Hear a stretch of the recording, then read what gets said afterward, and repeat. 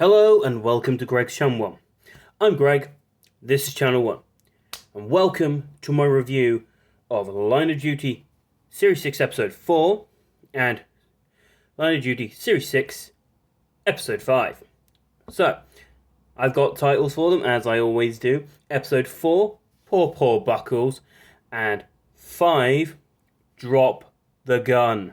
So if you haven't seen the episodes, go watch them, jump back, and then you can hear me rant and talk about them and let you know what I felt about those episodes. So we'll start with episode 4. So let's jump back to what I should have done last week.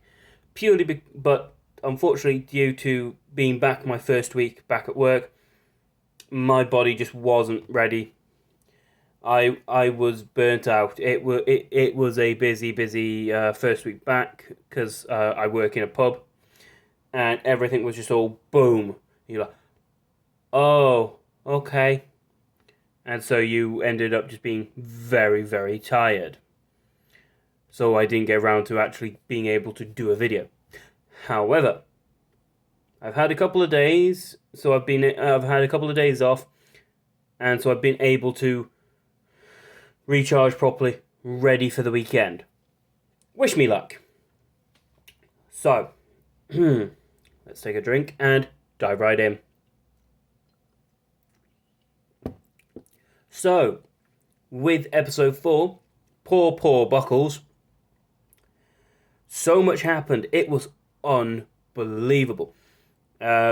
Steve ends up having to take a drugs test, which was quite a, important. He took a drugs test. I think it was episode 3. Let me just quickly check. Yes. In episode 3, Steve had to take the test. In episode 4, we find out that Occupational Health are sending him messages going, urgent, we kind of need to talk to you. And Steve going, delete. Nope. There's no problem here. I'm all fine. It's all good. I don't need to make an appointment. It's all good. Right? Which makes me think that maybe things are going to end very badly for Steve.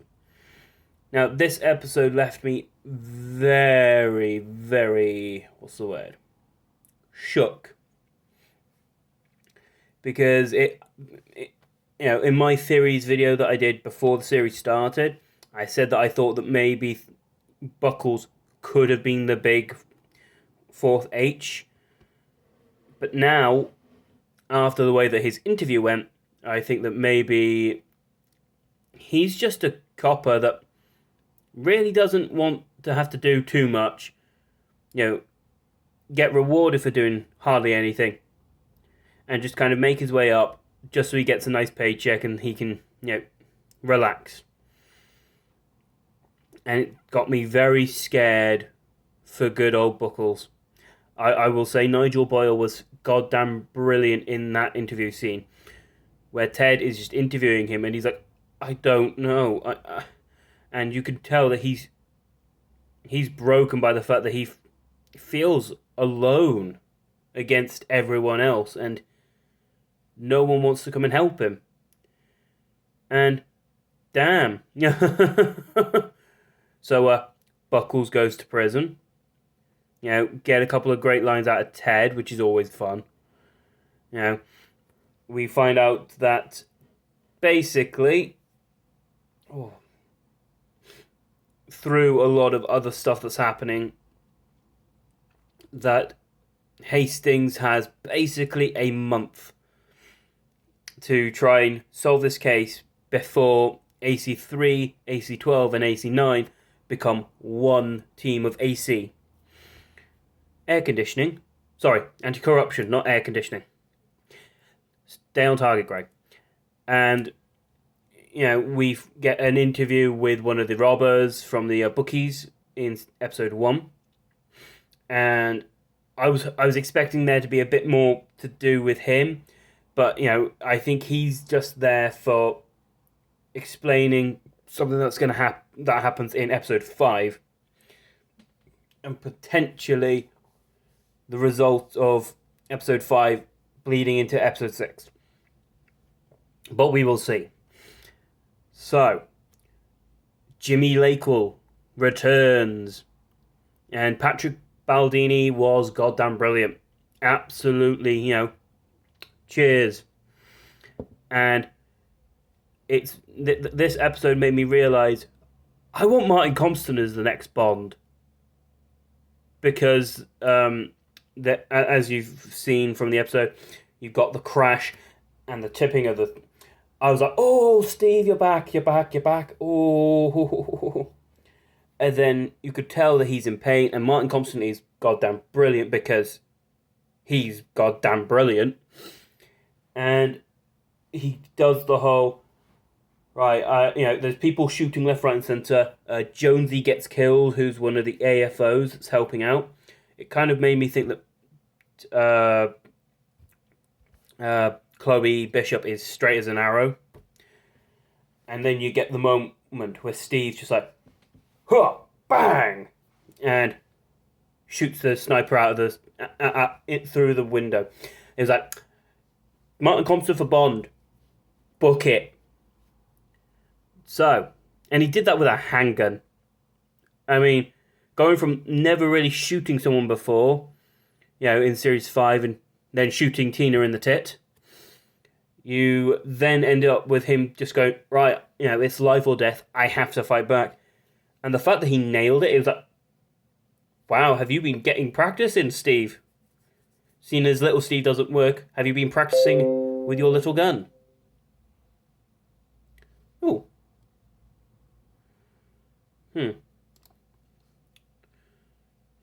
I'm so sorry about that noise. Technology informing me of something or other. Anyway, let's dive right back into the review.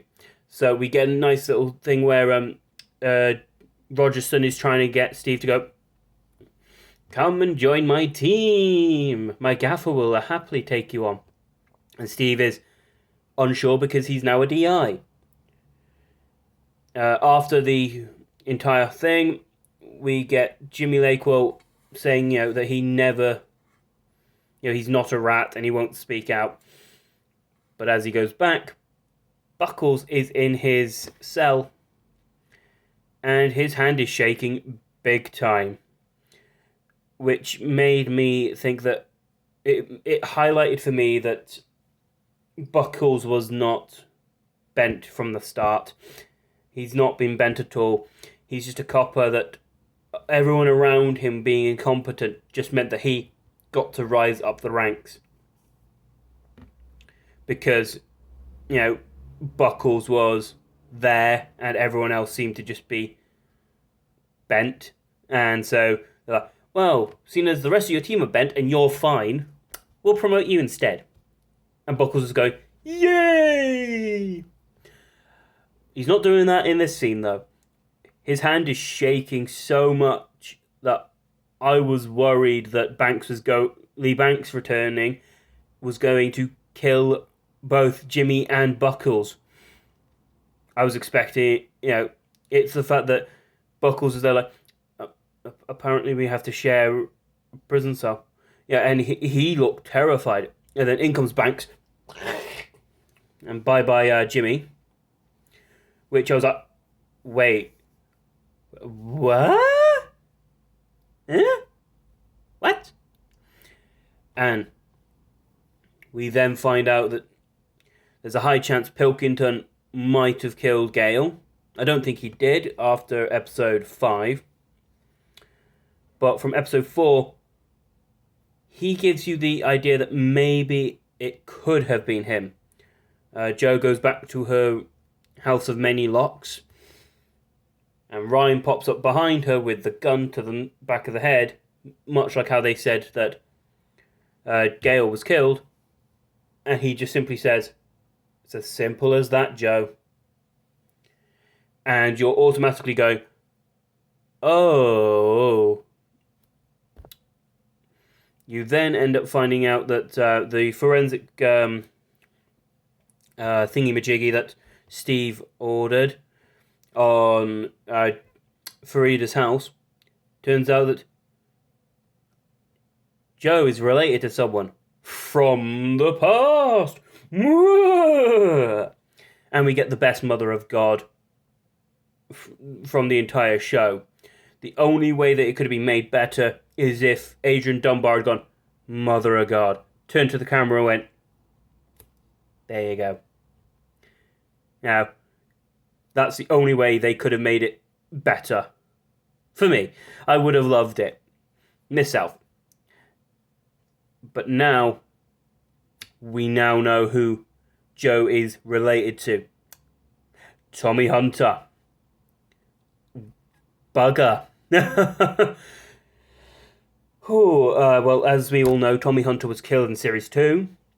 Or was he? Dum dum dum. I think he was. Let's move on.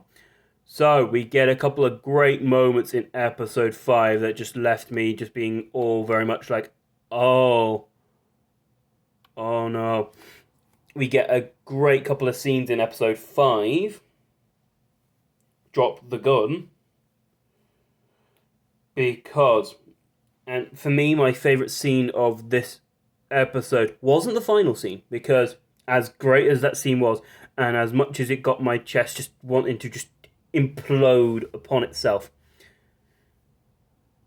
Steve finding out that the money that he found in Steph's house was actually from Ted, and him having to tell Kate that and finding out that the gaffer Ted had told Banks that there was a rat. Steve talking to Kate, that I think that is the best scene, and it broke me. That scene, it was because Steve had always, yes, Series 5 had made them question whether the gaffer was completely clean, which no one ever is. No matter, no one in that show is completely clean. Everyone's got a little bit of dirt on them, some way or another. And that moment where Steve is just in the car and he's telling Kate, it's hard to watch. We get the scene with Fairbank, and I think Steve kind of highlighted a bit too much about the fact that he was a DI. He was like, I was a DS last time you saw me, I'm now a DI. Thank you very much. And Fairbank, because of the fact that his dementia and Alzheimer's and all that has just completely it's eroding his memory heavily. He doesn't remember. And that was a heart-wrenching scene. You also get Chloe carrying a lot of the team with her amazing amount of legwork and all the hard work she's doing. It's pretty impressive. We get Lawrence Christopher, I think it was the name of, who, upon looking into it and actually rewatching, it had a striking resemblance to the Stephen Lawrence case. Eek. Jen knows what he's doing, and he's evidently knowing how to play the game to keep us all paying attention. Now, this is going. What else do I really want to talk about from episode 5? What don't I want to talk about? Patricia Carmichael is back. Yikes. Rohan Sidwani not bent? Good man? Maybe? Possibly? I still think that maybe the fourth H is going to turn out to be Andrea Wise, although a case for it being Osborne is not a bad shout. And we got James Nesbitt. I mean, granted, it was only a couple of still images, but we got James Nesbitt in Line of Duty. I'm happy. So, there is so much going on. So,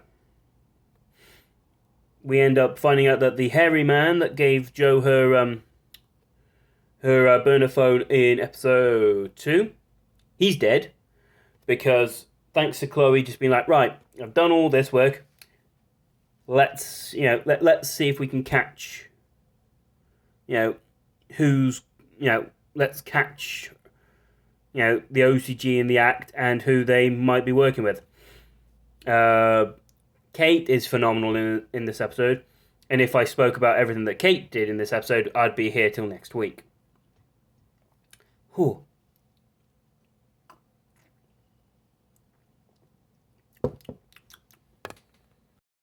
So, let's talk about that shootout at the end of the episode.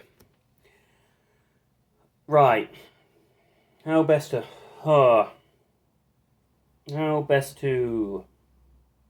So in the lead up, Joe messages on the old MSN computer, saying, I'm done, I'm finished. And the MSN boss man says, AC-12 are not finished with you yet, so neither are you finished. Then tells her that they must get rid of Fleming, which puts Kate at risk, which just, right, okay. Then we end up with the, Joe then says, as long as this is my final job. We get the definitely again. And then we get the scene with Joe saying that, her and Kate need to see each other again, for their personal reasons. And upon getting to the restaurant that they're meant to be meeting at, Joe says, can we go somewhere a little less public? And gives her an address. The fact that Kate doesn't automatically go, no. Kate ends up going. And, no.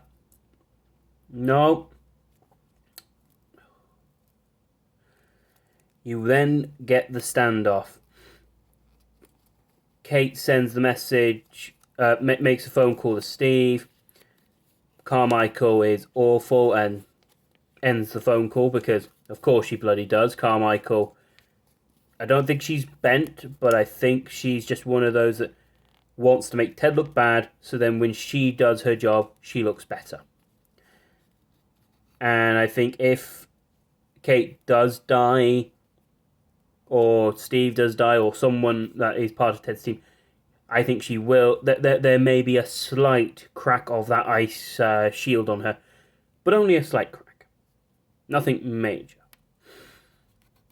So, okay. Whew. Let's just talk about it. So, Kate gets out the car. Joe is there just saying, I'm sorry.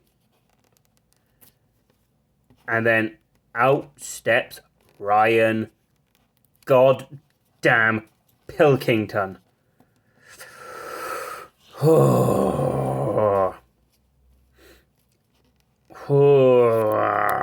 And they're stood there.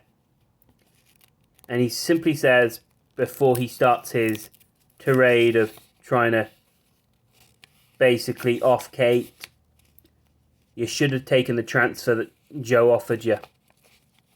Because she didn't. I'm worried that Jed is going to have Kate die. I think he's got an evil plan, and I don't like it. So they're building up the scene, and the sound design is amazing for it.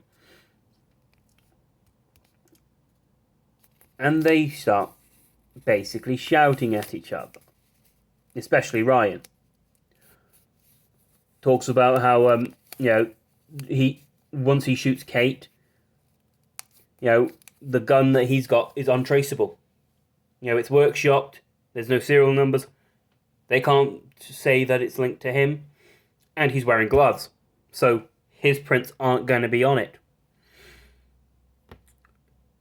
Kate calls his bluff and says, "You're a little boy. You won't act the big man, but you're just a little boy."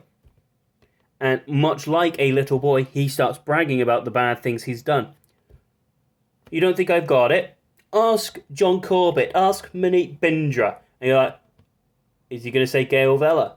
And he doesn't, which makes me think that maybe he didn't, because I think if he had killed Gail, he would have gloated about it in this moment, because he's meant to be killing Kate off in this scene. At least that's what it's building to. Kate is trying to stay calm, basically trying to get Ryan to drop the gun and hand himself in. And Ryan is saying and believing that basically Jo set him up, which she didn't. And as they're screaming at each other to drop the gun at each other, it cuts to black. We hear 2 gunshots, and that was that. Oh, Jed Mercurio, what are you doing to me? Which makes me think that we're going to get a particular scenario. I think Ryan's gun, because it's workshopped, is going to go kaboom in his hand, and it's going to misfire, damaging his hand badly. And as he's crumbling down, I get the feeling that Kate has pulled the trigger once, and that bullet, because Ryan is turning, because he's like, my fucking hand, etc. He gets hit with the bullet, and he goes down. And Ryan will be turning to Jo, pleading with Jo to save him, kind of help me. And the only time we're going to see the little boy stuck within Ryan's body, because of the fact that he's been groomed from a young age. That's my prediction. I think Ryan is going to bleed out and die, and by the time that Ted and that get to Kate and Jo, Ryan will be dead. That is my opinion. And 2 amazing episodes. God damn it, Jed. You know what you're doing. Anyway, those are my reviews for the 2 episodes. Poor Buckells and Drop the Gun. I hope you've enjoyed my review. I think I'm going to go need a cup of coffee, I think. Anyway, look after yourselves. Like, subscribe, the stuff. Do the things, and I'll see you next time. Bye.